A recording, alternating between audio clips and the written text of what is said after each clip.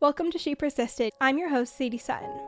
Every Friday, I post interviews about mental health, dialectical behavioral therapy, and teenage life.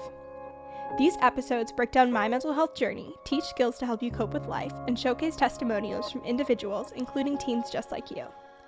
Whether you've struggled yourself or just want to improve your mental fitness, this podcast is your inspiration to live a life you love and keep persisting. This week on She Persisted. I've always known that I had a purpose that I wanted to fulfill in my life from a soul level, and that is almost 30, but I really just knew that there had to be another way and there had to be another option for me. And so it was like small steps every single day. It seems like they were big because I was quitting jobs, I was ending relationships, but I was taking small steps, although they were scary, but it felt like I was already at the bottom, like I wanted to die. So it's like, these small steps seem less scary because what was the option for me? The option was like to go insane and just be deeply unhappy. So it was taking the small steps towards my soul calling. This week's DBT skill is Wise Mind, which is from the mindfulness module. To explain this skill, I'm first going to talk about reasonable mind and emotion mind. So reasonable mind is cool, rational, task-focused, and when you're in reasonable mind, you're ruled by facts, reason, logic, and pragmatics. Values and feelings are not important and are not taken into account. Emotion mind is hot, mood-dependent, and emotion-focused. When you're in emotion mind, you're ruled by your moods, feelings, and urges to do or say things. Facts, reason, and logic are not important. So the blend, the perfect happy medium between these two is wise mind. This is the wisdom that's within each person. It's being able to see the value of both reason and emotion, and you're bringing the left and right brain together to find a middle path. This skill is important for making important decisions, being effective in relationships, figuring out how to cope through something that's difficult logistically or emotionally, and living in the highest, best version of yourself. This is so relevant to mindfulness and practicing meditation, which is why it is so relevant to this week's episode. You can learn more about Wise Mind in today's show notes. I'll put a link to the DBT worksheet. And with that, let's dive into this week's episode. Hello and welcome to She Persisted. My name is Sadie. I'm your host. If this is your first episode that you're ever listening to, welcome. I'm so glad you're here. If you've listened to many an episode, I'm glad you're back, and I can't wait for you to hear today's episode because it's one of my favorites. Recently, within the past week, I did a little bit of exploring, unpacking with She Persisted, and did some brainstorming, rewrote my mission statement, and I wanted to share that with you guys on the podcast. And this was actually part of something called the Podcast Accelerator, which is a course offered by Krista and her co-host, Lindsay. Krista's today's guest. We'll dive into that, but it felt so timely to share this in today's episode because it was a resource created by her, and so lovely coincidence. But She Persisted is something that's constantly evolving and changing. When I started the podcast, I was still in intensive treatment. I was at therapeutic boarding school. I was recording episodes on my bedroom floor with my friends that were in treatment alongside me. I didn't know when I was going home. I knew that I'd grown leaps and bounds and that I was no longer intensively struggling. And I wanted to share that. I wanted to let other teens know that that was possible and that they could do that even as a teenager. And so 2 years later, things have changed a lot. I graduated from treatment.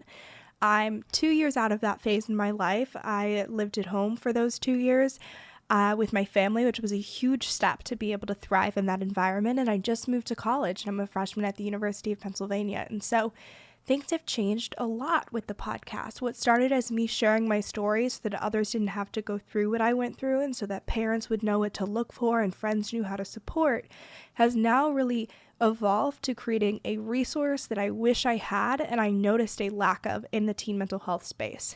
So broadening the offering from just my own story and what worked for me, but bringing on experts, bringing on individuals who have gone through similar journeys like Krista, and sharing these tangible tricks and tips that you can use to create your life worth living as a teenager. So with that little premise, our new mission statement that we're working with as She Persisted is the teen mental health podcast, made for teens by a teen. In each episode, Sadie, me, brings you authentic, accessible, relatable conversations about every aspect of mental wellness. Expect evidence-based teen-approved resources, coping skills, which includes lots of DBT, insights, and education in every piece of content you consume. She Persisted offers you a safe space to feel validated and understood in your struggle while encouraging you to take ownership of your journey and build your life worth living. So as you tune in today, that's the vision for She Persisted. That's the mission statement that I'm currently living and operating within, whether you're following along on Instagram or TikTok or listening to the podcast or reading the newsletter. That is the goal of She Persisted. And I truly feel like that embodies the point that we're at right now. And so I wanted to share that little update with you. And I think it's fun to share how things evolve, as this is really like a real-time coming of age story with both the podcast and my own mental health journey. And I think it's pretty cool. So with that being said, it's time to dive into this week's amazing interview. Today's guest is Krista Williams, the co-host of Almost 30, a chart-topping podcast about lifestyle, spirituality, health, wellness, and more. They have over 400 episodes out with 30 million downloads, and it's one of my favorite podcasts to listen to. I will, of course, link it in today's show notes, but I'm so excited to sit down and have this conversation with Krista. We just related so much in terms of our experiences with depression and anxiety at a young age, and then going through an extreme period of growth and healing, and then maintaining that progress and continuing to evolve after the fact. So if you want to follow along with Krista after today's episode, which I highly recommend you do, her Instagram is at It's Krista and her website is itskrista.co.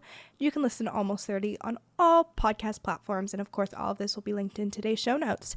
So without further ado, let's dive into this interview. Thank you so much for joining me on She Persisted. I'm so excited to have you on the show. I'm so excited. I love this topic, and I feel like when I was in college and high school, I didn't understand mental health. And I think if I did, or I was able to talk about it, it would have changed my life. So I'm excited. I completely agree with you there. So what I want to hear is your story, your evolution of sorts from where you started to where you are now, obviously sharing so much of your journey, your growth, your wellness tips and tricks on the podcast. So tell me about you and your story. Yeah. So I'm Krista Williams. I'm one half of Almost 30, which is a podcast that I started with my best friend here in LA. But I grew up in Ohio in a small town. And I was always someone that was like a dreamer. I wanted to find purpose in my life. And I really wanted to feel like I was living for a reason and I had meaning. But in high school in Ohio, that, didn't really make sense. It didn't really happen. And so I struggled in high school and in college with mental health. I had my first panic attack when I was a senior. I didn't really know what was going on. And then anxiety and depression a lot starting in college and then through to my first job. But I'm someone that's like very spiritual. I am someone that's very interested in philosophy and reading. And since starting Almost 30 podcast about 6 years ago, my life has completely changed. We serve millions of women all over the world and just want to support them in their evolutionary journey with all the tools and resources that I really wished I would have had when I was younger and I was going through my awakening. I love that. So talk to me about your experience with depression and anxiety in college and a little bit before that. I think that's something that so many teens experience, and my favorite way to describe both depression and anxiety is a spectrum of emotions. Like depression, super exacerbated sadness, anxiety, super exacerbated fear. So regardless of if you have that diagnosis, we experience those feelings because they serve a purpose for us. And that means that we can all empathize and relate and use similar tips and tricks. So walk me through what that experience was like and what worked for you to kind of get out of that headspace and get to your life worth living where you were no longer consumed by that. Yeah, it took a while for sure. So I grew up in a household where my mom had struggled with depression and anxiety and suicidal tendencies. So I grew up with a lot of chaos and a lot of confusion, and the mental health issues that she had weren't talked about as a family. It was something that was very shameful. It was very behind closed doors. And we would beg her to get help. We would beg her to get support, but we didn't really know or understand how she was feeling or what she was going through. And so that was something that really struck me where I'm like, okay, this isn't something that we should talk about. This isn't something that you can get help on. This isn't something that you can control or support yourself in. So I always remember that as a young kid. And I also remember being really little. I was probably like 10, and I would have something I would call the feeling. I was super young. And I would just get this feeling of depression every day. Like at the end of the day, I would call it the feeling. I'm like, oh my gosh, the feeling is here. And it was like this deep loneliness, this deep sadness. And I know now that was just like a lot of trauma that I had been experiencing. And as like an empath, I was really, really absorbing a lot of the chaos and sad energy that was at my house. But in high school, I started to develop anxiety and depression, and I didn't understand what was going on. But I know that when I was feeling depressed, everything looked gray and the world felt super Yeah. gray. It felt super dull. I wasn't interested in anything. I couldn't really explain the sadness that I was feeling. And then when I was anxious, I felt like insane. I would just have these Yeah. loop thoughts that just would never leave me. And I felt like I was the only one. And I felt like this was going to be my life. I felt like my life would be serious bouts of anxiety and depression. And I would just have to live that way. I thought it was like my personality to be that way. And then in college, it got a little bit worse because of drinking. So I was drinking and partying quite a bit. And I would always feel like on the weekends after drinking, I would have so much anxiety and I would feel super lonely in the evening. And so my moods and anxiety and depression was exacerbated with my drinking, with the partying, with the lack of sleep, with the poor nutrition, all of these things. And it really came to a head when I was living in Chicago after college. I was working at a corporate job that I thought would be amazing. I thought I would love, but I definitely didn't. And I just felt like my anxiety was getting so bad that I wanted to end my life. And I was talking to a friend one day about how every time it felt like I woke up, I was like sad that I woke up, because then I would have the loop thoughts again. Then the anxiety would start again. Then all the I had the feelings would come. same exact narrative. I got scared to sleep because if I went to sleep, I would wake up Yes. and go through it all again. Yes. Yeah. It's so real. And I was like, you'd wake up in the morning, I'd be like, oh my gosh. And then it would come and you're like, oh Yeah. my God, it's here. How can I can't live Yeah. like this. And I knew that I had to make a change. And so for me, I'm starting to meditate. It was starting to make hard decisions for myself in my life. I quit my job. I moved to New York City. I started to really learn about spirituality and meditation. And now, long story short, today, I really feel like I have not had a bout of anxiety and depression in so long by doing a lot of practices that we can talk about. But it's been like a really Mhm. long journey to get here. And I've never felt more grateful, because I know that it can be all consuming and you can really wonder why or what the point of living is when you're kind of consumed with those thoughts. I completely have had such a similar experience, and I think it's so interesting how versatile those emotions are, but the presentation is so different. What your age, the Yes. demographic that you're in, how it's presenting with symptoms and coping mechanisms, but the root feelings, those thoughts are so, so, so aligned. Yeah, I think something that's really unique about experiencing depression and anxiety at such a young age and having that norm of chaos when you grow up is that you don't Mhm. know anything's different. I think when you're an Mhm. adult and you remember these happy times, you have a destination to work towards. You're like, I can get back to this headspace. But when you don't remember that, you don't have a recollection of having a great mental foundation, of having a stability that you've created for yourself. You're really stumbling blindly and you don't know what you're striving for, what you're aiming for, Mhm. and what you're working towards. So what were you working towards? You knew you wanted to make a change, but what was your goal? Was it I'm going to not feel depressed when I wake up? Is it I'm going to Mhm. work to manage panic attacks? What were you walking towards in your journey? I think for me, it's really my soul, like, was always talking to me. And I think when I was going through these different experiences, there was a lot of unprocessed emotion that I was dealing with. I didn't know how to process grief, trauma. I didn't know how to process some of the emotions that I was going through at home. So I was stuffing them in, I was numbing them, I wasn't expressing. And then it was really building up in my body and in my soul, like, we need to express or we need to do something different. And when I was in Chicago and it got really, really bad, it was almost like an awakening for me where I was like, there is something that my soul is trying to tell me, and I am not listening. I'm so unhappy at my job. I'm unhappy in my relationship that I was in. I wasn't really happy with the way that I was living with drinking and partying. I felt like I wasn't using all of the gifts that I had been given. And Yeah. so it was like a deep knowing. And I hope that for people listening, that you can have that moment or like that clarity with universe, source, God, whatever it is, that's like, oh, there is something more and there is something better. And like, there is a reason for you to continue. So I've always known that I had a purpose that I wanted to fulfill in my life from a soul level. And that is Mhm. almost 30. But I really just knew that there had to be another way and there had to be another option for me. And so it was like small steps every single day. It seems like they were big because I was quitting jobs, I was ending relationships, but I was Yeah. taking small steps, although they were scary, but it felt like I was already at the bottom. Like I wanted to die. So it's like Yeah. these small steps seem less scary because what was the option for me? The option was like to go insane and just be deeply unhappy. So it was taking the small steps towards my soul calling. That's so interesting because for me, when I was at my lowest of lows, and for me, I was backed into a corner. I went into intensive treatment at 13 years old. I'd been hospitalized 4 times for severe depression. It was, again, my norm. I was so young. And what was scarier for me was to leave this comfort spot of depression and sadness because that's all I'd never known. It was worse for me, the idea of going upwards, because that was so foreign and so unfamiliar.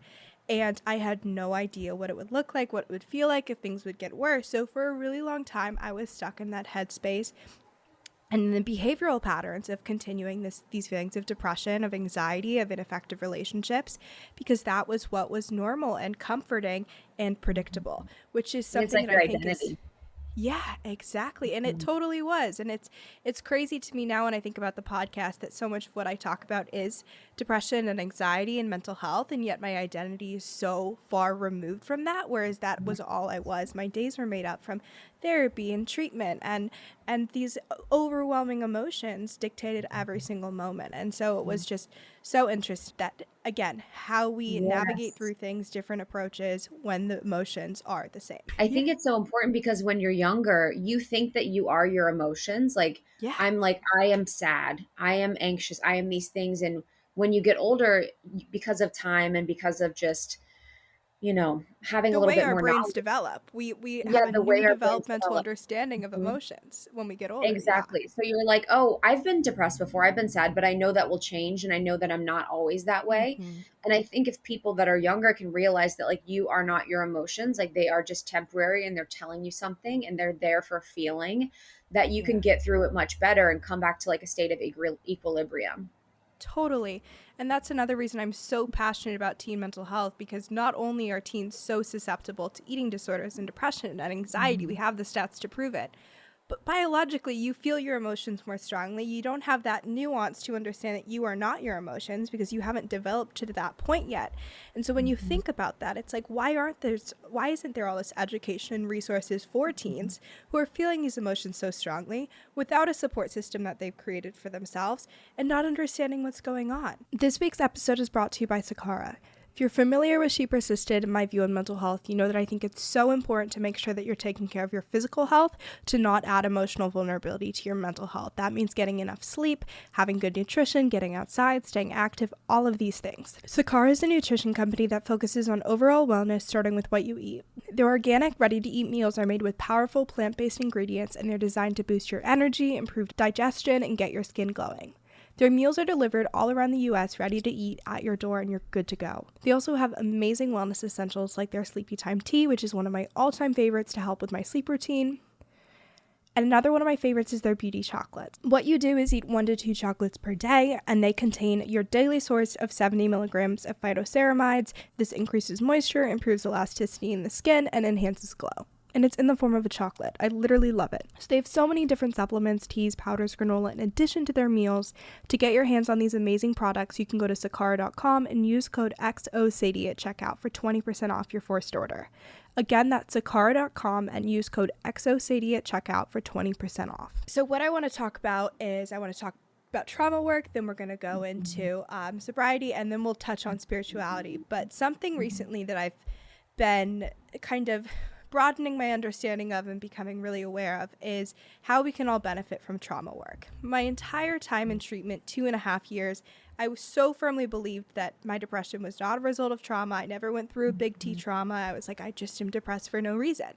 Now I'm like, okay, but I experienced extreme validation for 18 years and had this narrative that supported that. So of course I was having an emotional, traumatic little T trauma response to that. So I kind of want to talk to you about your experience with trauma work, how that shifted things for you in your mental health journey, and your outlook on trauma work as a whole.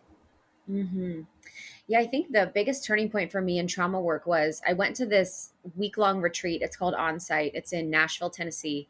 And it is like group therapy with licensed trained therapists, psychotherapists, and you're really going deep. And we learned about big T and little t trauma. And I actually had never, I knew in my life that I had had trauma, but I always had thought it wasn't that bad. Yeah. You know, that was normal. Like I actually didn't validate any of the feelings that I had.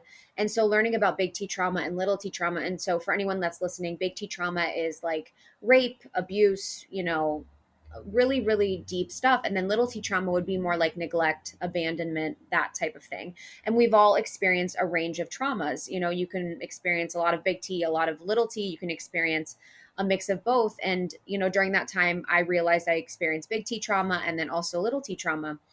And it really helped me to just provide like a perspective on getting real about the pain that I had experienced. And I think for a lot of people that have depression and anxiety, you're so in the loop of like, I'm depressed, I'm anxious, I'm depressed, I'm anxious. And you want to get rid of the feeling so Yeah. bad, but you really don't get to the root of what it could potentially be. And I never really gave myself the time or credit or space to be like, oh, I've actually experienced these traumas. And this could be potentially leading to these feelings that I have that I'm repressing.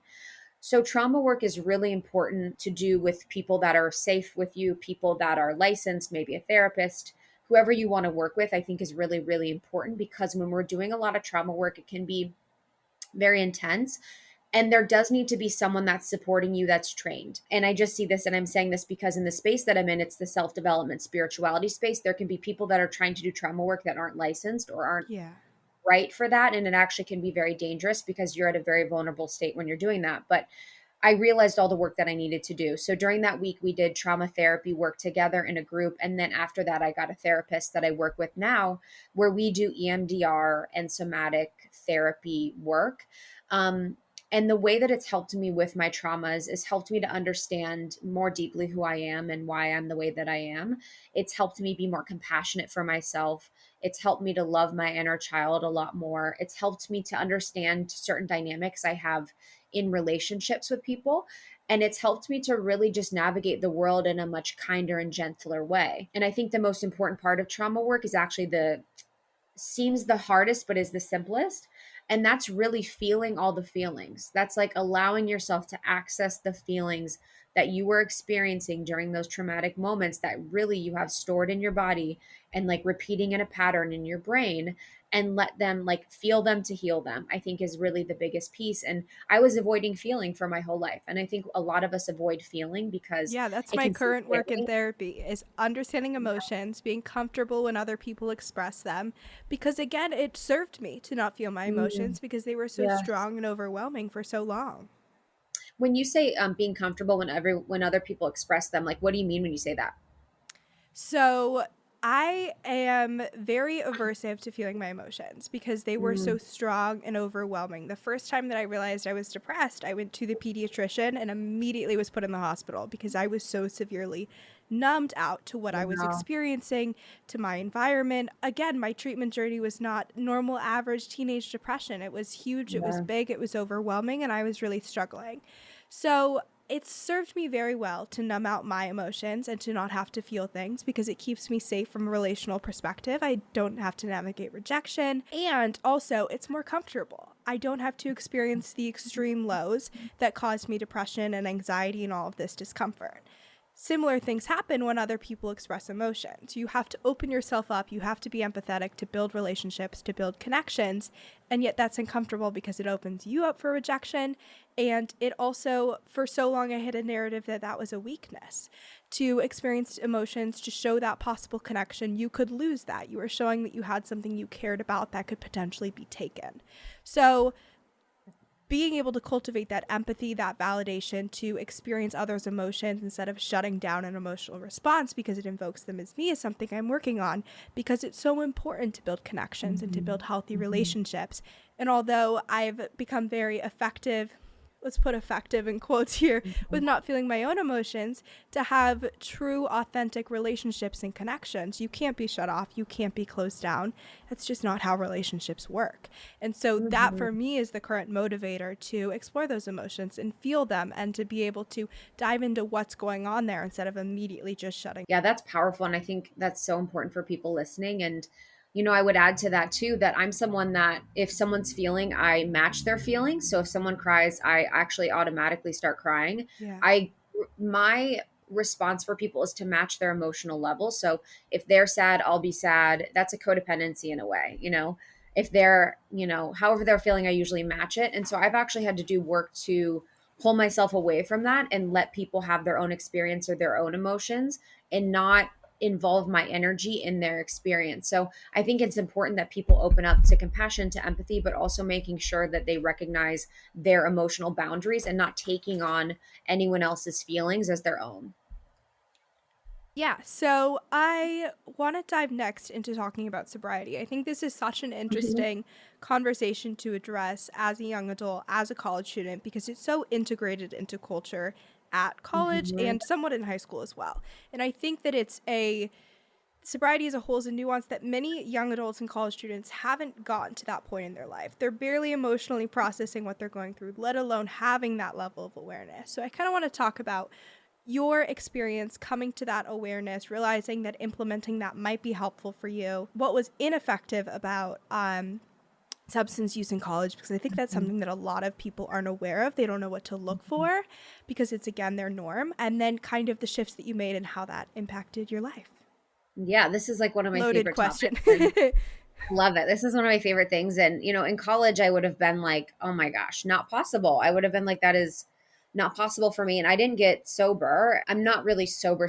I just don't choose to drink until I was in, after college. But I remember specifically in college talking to my friends on the phone and being like, okay, so now I just have to get so drunk that I like don't remember the night because I wasn't having fun. Like I wouldn't be having fun in the environments that I was in. So I would need alcohol to like have fun, to be interesting, to feel comfortable. And I just remember thinking that I'm like, oh, this is like really sad that like I have to use this thing and I have to feel this way to feel like I'm fitting in or connecting with people. And there was times in my college experience where like I would see my friends and myself get so drunk that it was like almost alarming, where you're like, wow, that looks really bad. Like that Yeah. person is not like that normally. I'm not like that normally. You know, I'm not I just felt like I would see people and it would alarm me at how like they looked. And I wasn't being judgmental, but I'm like, wow, they don't act or speak that way when they're sober. So I knew that there was something about it that I didn't feel good about. And I would try and find every situation to not drink as much as I could. And I would only drink hard alcohol because it was like faster. Like I was like, oh, I Yeah. just either I'm sober or I'm wasted. I wasn't really like casually drinking. And Mm-hmm. then I got out of college and I was living in Chicago. And I remember there was a series of events where one time I was on top of a bar, I fell off the bar, I had to go get stitches. And then there was another night where I was with friends and I don't remember the night. And the next morning I had a friend see me and she's like, do you remember seeing me last night? And I was like, no. No. And she's like, and the look of horror on her face, like I could tell that she thought I looked like unwell. And I was like, whoa, this is like, if I think about how I want to show up in the world, I don't want to be someone that looks drunk all the time, looks gross. Like, I just wasn't really feeling it. And then in Chicago, I wasn't making that much money. So I was also thinking too, I'm like, I'm spending like $200, $300 a month on alcohol. I don't really have this money. I'd rather have clothes. I'd rather buy something else. And so I was like, oh, it also like saved me money. So when I started my spiritual journey, I started to meditate. I was like, you know what? I'm going to cut out alcohol for a little bit and just sort of like focus on me. And it really just spiraled. It turned into something that I did for about 5 or 6 years. And then now I'll have like a drink every couple months. But I noticed so much. It was probably the greatest catalyst for the success I have in my life today. I was spending my weekends not hungover, not on the couch, not watching shitty TV, not eating crappy food. I was actually taking care of my body. I was investing in myself. I was investing in my relationships and I was taking my life seriously. And I think that for so many of us, we don't think that we matter, and we don't think that our life matters, and we don't think our decisions matter. And so we don't take our lives seriously. And when I made the decision to stop drinking, I started to take myself seriously and prioritize myself. And that meant whenever people were asking, I would just be like, yeah, I'm not drinking right now. I would drink soda water. I would just kind of like be strong in my convictions and my boundaries about what I was doing. And of course, people thought it was weird. They thought it was odd, but they would always come to me later and be like, oh my God, I've wanted to do that. How are Yeah. you feeling? Like, I've always wanted to do that. What's going on? And it changed my life. I saved money. I looked better. I felt better. I slept better. My relationships became better. I was able to really find a purpose in my life. And I really think stopping drinking was huge with that. Mm-hmm. This week's podcast episode is sponsored by Teen Counseling. Teen Counseling is an online therapy program with over 14,000 licensed therapists in their network. They offer support on things like depression, anxiety, relationships, trauma, and more. You know that Krista and I just talked about how important it was to get professional support when navigating things like trauma, depression, anxiety, body image, all of these things, and that's exactly what Teen Counseling does. What you do is you go to their website, you fill out a secure survey about what you're hoping to work on in therapy, whether that's decreasing stress related to school, improving your relationships, navigating feelings of depression, anxiety, whatever it is you want to focus on, they match you with a professional that can help support you there. They send a super discreet email to your parents. Don't worry, I tried it. I sent it to myself. All it says is that Sadie or your child wants to talk to a licensed counselor on teencounseling.com. They can then click a link to learn more about teen counseling and give consent for treatment. From there, you meet with a professional counselor via video, talk, or text. So head to teencounseling.com/shepersisted to find a therapist that fits your needs today. Again, that's teencounseling.com/shepersisted. Did you have moments where you reverted back to those feelings where you're like, I won't have fun, or this won't be a successful night, or I wish that I was acting this way and I had a drink to kind of get me to that point? Did you have those moments after you chose to give up alcohol? I did a little bit, but I felt like I could still kind of play the game. I would definitely go home early. I could still play the game and have fun and be out with friends. But it was just becoming so clear to me that like people look stupid when they drink. Like you have to wait in line for a drink. People just slur And their that speech. awareness is there when you're sober. You don't Yes. notice it if you're with people, Yes. but you're like, wow, this is a completely different Yes. environment. Yes. I'm someone that likes to get deep. I'm like very a deep person, and I'm like, "Oh my God, no one's even talking to one another." Like once you see what drinking does to people and how it's a toxin and all of these things, it's hard to unsee. So, I definitely had moments that were harder than others, but I would even just like get soda water and just be like, "Oh yeah, I'm drinking," and act Mm-hmm. like I was even though I wasn't. Yeah, yeah. I want to talk a little bit about body image because you've been so open with Mhm. that in your journey there and how that impacted your mental health and your journey, because I think these things are all connected. I had the same experience Mhm. when I was really struggling and at a low. My body image, my self-esteem, obviously my depression, my anxiety, all of these things kind of collapsed. It's Mhm. all connected. And then when Mhm. you're on the other end and you start improving your relationship and your mood, these things improve as well. So talk to me about that journey, that part of your evolution. Yeah, that one's huge. I still work on and struggle with that Yeah. today. Having like a healthy body image and having like body acceptance. I think for me, most of my life was like I tied my body to like my happiness, where I was like, okay, if I look good, I will feel good and I will be happy. And I Yeah. would just try my whole life. I was like, okay, maybe if I lose weight, I'll be happier. Maybe if I look like this, I'll be happier. And I thought honestly in my head that it was mostly related to how I was looking. And when I was living in New York City, so after Chicago, I moved to New York City. I got down to the smallest weight I'd ever been. I was like below my goal weight in my head. And I remember sitting there and I was like, oh my God, I am not happier. I could Yeah. not believe it. I was like, I am 5 pounds below my goal dream. We all have those dream, stupid goal weights. Mm-hmm. And I was not any happier. And it blew my mind. I was like, oh my God, it's all a trap. It's all a lie.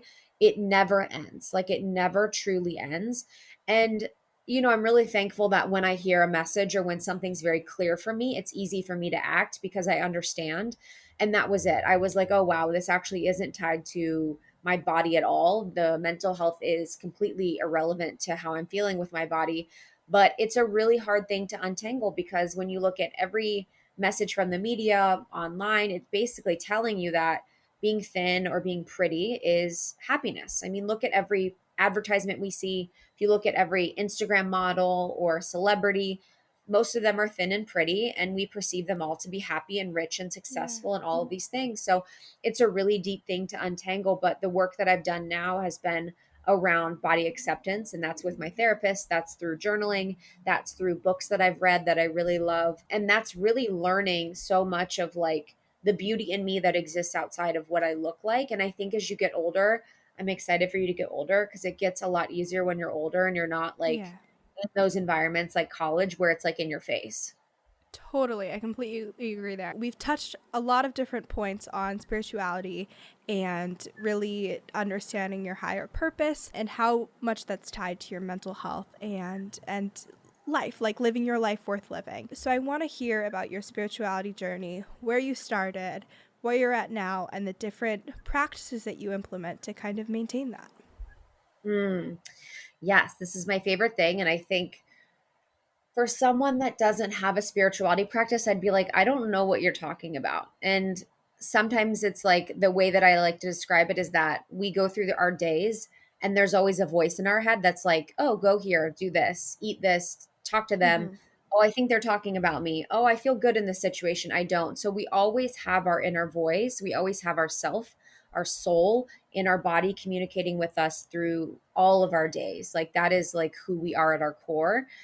And spirituality has been like the thing that has like really just provided like a sense of calm and a foundation for my life, to know that I matter, to know that I'm here for a reason, to know that I'm supported on the other side, to know that if I ask for help, I can receive it from God, source, universe, whatever. But it started with meditation. So it started with making the hard decision to stop drinking. You know, drinking really just like really, it's hard to get clear on your life when you're drinking, when you're tired, Yeah. when you're overwhelmed, when you're anxious, when you feel like shit. It's very hard to hear your inner voice because your body's really just trying to recover from all the poison it's been drinking. So Yeah. once I started that, I was really able to hear my inner voice and my soul. And then meditation was really the thing. You know, you can meditate online. It's really easy. And I learned to meditate, and that was what really took my spirituality to the next level, so much that I could hear the call to move to New York and find my husband and then find almost 30. It's really been that connection to like my intuition that's helped me to build an amazing life that I love. So when you say meditation, is it guided meditation? Are you sitting and reflecting without a guide? What do you like doing? Yeah, so I actually do TM. So TM is like a type of meditation, but I also now do Joe Dispenza's meditation. You can Mm-hmm. find them on YouTube or you can buy them from his website. Tara Brock, she has a Mm-hmm. podcast and she does meditations on her podcast. She's one of my favorite meditation teachers. She's like super calming and peaceful. And then there's also a bunch of apps people can use, but I think I get the most profound information when I'm meditating alone in silence and I'm sitting up straight. I'm super quiet. I'm super calm. I'm holding crystals sometimes. I feel like that's when I can hear the sound of my voice. I'll get really clear on like what's going on in my head. Because in meditation, of course, it's like best if you're clearing your mind as much as you can and focus on one singular thing. But it'll also tell you a lot about like what's going on in your head and what sort of things you're thinking about consistently that need your attention. Because if we're going from podcast to meeting to YouTube to Instagram to friends to all of this stuff, we're not really giving ourselves time to think the thoughts that we want to process or we want to go through. So maybe you're thinking about this one friend you had a weird conversation with a week ago in your meditation. You might need to spend some time and attention on that in your waking life. That could help support your mental health in the future because you're taking care of things that you're consistently thinking about, like an open tab in your brain. So I like to do it silent is best, but I think just whatever practice that you can make work for your life, whether it's 5 minutes or 20 minutes, is most important. And meditation will change your life more than anything. I know that people say it all the time and it's like super cliche, but it is so true. That is something that I've wanting to improve my skill set on. I did something called DBT, which stands for Dialectical Behavioral Therapy, and it's an evidence-based treatment that was originally developed for adults with borderline personality disorder, but now there's dozens of studies with the effectiveness for kids struggling with depression, anxiety, eating disorders, so many different things. And a key pillar to that is mindfulness, and whether it's being non-judgmental of your current thoughts, it's being present, it's being aware of what's going on around you. And it's interesting because when I first started DBT and I first started treatment, being mindful, being present, and meditating on my current thoughts and emotions was something that was either very traumatic or was not even possible, because the current reality of thoughts and emotions was, again, so overwhelming and so powerful. And so at that point, when you're in survival mode, doing things like meditation, exploring your deep trauma work, exploring your belief systems, again, when you're barely surviving, isn't something that's possible. But I really do see it as a common thread in people's journeys, that over time, after they've healed and gotten out of initial survival mode, being able to truly reflect and look on their intuition using mindfulness, meditation, whatever it is so powerful. That's something I'm also currently working on and trying to improve upon. Love that. And also, yeah, I think with meditation, it's always like people are like, oh my God, I'm bad at it. I suck. I should be better. It's like sometimes I'll meditate, I'll sit down and I'll literally think about people that are annoying me for 20 minutes. Yeah. Sometimes I'll sit down and I'll literally go to Mars. I feel so relaxed and I feel so connected. So it's just the practice of coming back to yourself and continuing to like try that matters. It's not so much like the experience that you have. Yeah. It's the consistency, and that's true for Yes. literally every single thing. Mm-hmm. So I want to dive, last topic that we'll kind of get into is more purpose, professional, life-based. You've talked about how that was so crucial in your journey, was leaving your corporate job, finding a work and a passion that was what you were meant to be doing. And so I kind of want to talk about your philosophy there on finding what you're doing to make sure it's within your purpose, tips for professional growth, and really investing in that, because you guys do so much in the podcast world to share your expertise there. So I just kind of wanted to dive into that a little bit. Yeah. So I was someone that wanted to have a purpose. I've always known that there was like something for me, that I was created who I was for a reason, that I would live a life that was different. And so when I was in the corporate world for 8 years, I was really unhappy. It wasn't for me, and I was successful. I had different jobs in consulting, digital marketing, events. I was getting promoted, but I was really unhappy. I didn't like a lot of the stuff that goes on in the corporate world. Like, I didn't like the politics. I didn't like that we had to like be at our desks even if we weren't working. There was some parts of me that, like the rebel part of me, that just couldn't handle it. I was like, oh my God, why are we doing this if this is not truthful? Because I'm like such a real person. So I just made it my commitment to try as many things as possible. So I had a travel company, I was blogging, I did photography, I had a bunch of different little businesses and side hustles. And I was really just figuring out what thing I really loved. And, you know, almost 30 happened, probably like the sixth thing that I tried, maybe the fifth, to really make happen. And it ended up being the thing that I loved. But I just tell anyone who's looking for their purpose and their passion to find what they are naturally good at. So think about the skills that you naturally have that people compliment you for, or that you might not even realize are your gifts and skills, and then figure out what you're passionate about. So for me, I'm an amazing listener. I'm an amazing question asker. I've always been my whole life. It's actually because of my trauma that made me a great listener and question asker. And I've always been someone that is really interested in learning. So knowing that I loved podcasts, I love to learn, I love all these things, it would make sense that Almost 30 would be a fit for me. So for anyone listening, to get really clear on what your gifts are, what your abilities are, what you love, and then just start to do it on a daily basis. Lindsay and I did it every single day for 7 months before we launched the show. Wow. We were practicing every single day. And then eventually it grew from our closet floors to where it is. So we just kept showing up for it, even when we didn't know if it was going to make us money or make sense or be our thing, because we deeply loved it and we wanted to explore this thing that we love. So I believe that everyone has a purpose. Everyone has something that they're here to do, whether it's even being a nurse or being in a corporate job, that's totally fine.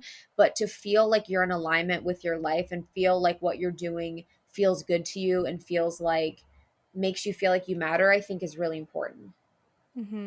And it directly impacts your mental health. I don't know if you're Oh, familiar with yeah. Johan Hari's work, but he talks so much about Mm. the depression and suicide rates of people that feel fulfilled and happy, and that they are helping a greater good in their job, even if they're paper pushers and filling out paperwork every day, versus people that feel like they're not getting anywhere, there's not any movement happening, and they don't love what they're doing. There's a huge, huge, huge difference in depression, anxiety, and suicide rates there, and it's fascinating. I want to go deep to wrap up on your different practices that you implement, whether it's habits you have every day, whether it's thought processes or mantras you repeat. We talked about meditation, but really what you've taken away from all of this growth and that you now use to maintain that growth and that stability that you've created. Yeah, just, I think it's been probably 10 years, along the journey. So it's not something that happens overnight. Yeah. Even a few months ago, I was like, oh my God, I'm depressed. I was like, wow, I'm depressed. I hadn't felt like that in so long. And I was like, Yeah. I was describing how I was feeling to my therapist, and she's like, I think you're depressed. I'm like, oh my God, damn, I'm Like, depressed. that's funny.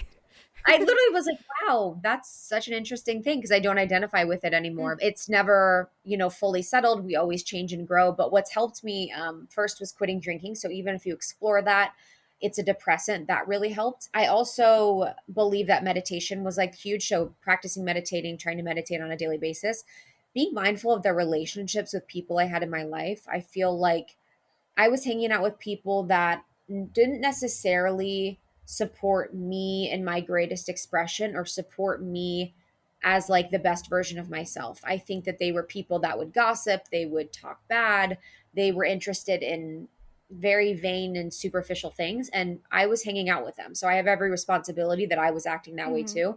But I And they wanted were to there for a explore. reason. They helped you realize Yes. that was not what you aligned with. You know what I mean? Yes, exactly. So taking a look at your friends and making sure that they're people that you feel inspired by, that you feel love you, that you feel like you feel supported by. And then it was making really hard decisions, quitting my job and I went to Patagonia. I traveled for like a month. And then I moved to New York with my now husband, who I barely knew. So I was doing all these things that everyone on the outside thought I was literally losing my mind. They're like, oh, she's quitting her job, she's traveling, and she's moving away with some man. But they were what my soul wanted, and they were what my anxiety had been leading me to do. So when we're following our heart and we are going against the norm to feel good about our life, you will have to make really hard decisions to value yourself that might not make sense to people. But just know that like your number one affinity or loyalty to is yourself and your soul over anyone else, because everyone else is going to have their projections, their ideals. They want you to do this. They want you to live here. They want you to be with this person because they assume that will make you happy, but only you know what's going to make you happy. Yeah. It's crazy to me every single time I think about it that we compare our emotions, our traumas, our thoughts to other people, because we will never, ever, ever experience their emotions, thoughts, or traumas. It's like that saying where it's like, it's my world, you're just living in it. And it's like a very vain, bad saying, but it really is. Why would you ever compare their perspective from their different life experiences to yours? Because it's just, you can't compare them. And I think that's so, so, so true. Well, thank you so, so much for sitting down with me and sharing so much insight and authenticity. And I really, really appreciate you coming on the podcast and joining me for this interview. Thank you so much. I'm so glad to connect with your audience because this is such a meaningful topic to me. If you skip to the end, Krista and I talked all about how unprocessed grief, trauma, and emotions can further depression, anxiety, and unalignment in life, the cognitive shift of believing that we are our emotions versus emotions are temporary feelings that are trying to tell us something, and how that realization comes with age. We talked about how trauma work allowed Krista to increase feelings of self-compassion, develop her identity, love her inner child, improve relationship dynamics, and navigate the world through a kind and gentle lens. We dove into the importance of feeling emotions and connecting with others from the perspective of an empath, Krista's perspective, and being a little bit emotionally detached sometimes, which is my perspective. We also talked about exploring sobriety and substance use as a college student or as a young adult, and why Krista chose not to drink during her healing journey, how achieving your goal weight doesn't necessarily equal happiness, and how Krista's now practicing body acceptance, and lastly, Krista's favorite practices that helped her maintain her growth and continue to evolve. If you enjoyed this week's episode, please, please, please share it with someone you think it would resonate with, help in their journey, and provide some inspiration, education, insight, all of those things. As always, I love seeing you guys listening to She Persisted, so if you share on Instagram, I'll be sure to repost and give you a little shout out. And with that, I'll see you next Friday.